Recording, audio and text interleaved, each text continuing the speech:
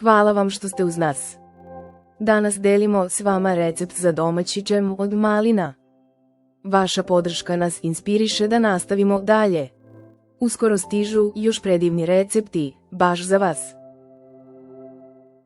Evo šta nam je potrebno: 4 kg sočnih, zrelih malina, 800 g šećera, 4 kesice džem fiksa 1 na svaki kilogram voća. Mikserom pravimo mirisnu, voćnu čaroliju.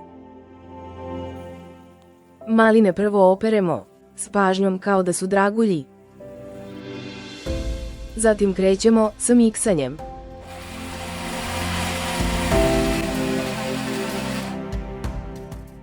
Hvala što ste deo naše tople zajednice.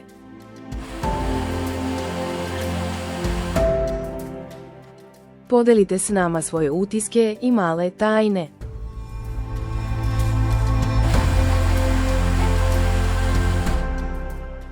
Kada postanu glatke, dodajemo džem fiks. Još jednom sve lepo izmiksamo, dok ne zamiriše kuća.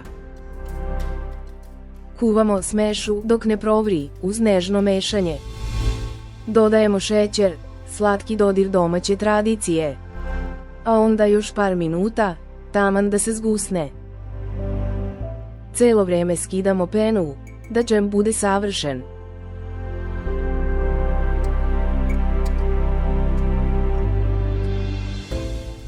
Hvala što ste gledali i kuvate s nama.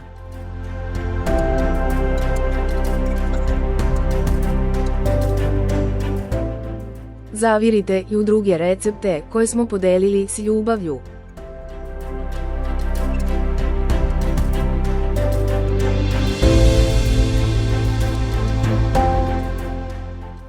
Sipamo ga u tegle i pažljivo zatvaramo.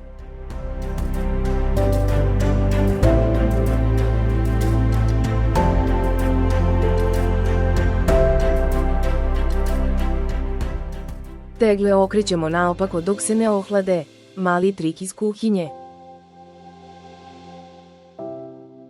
Prijavite se za nove, bit će još ukusnih iznenađenja.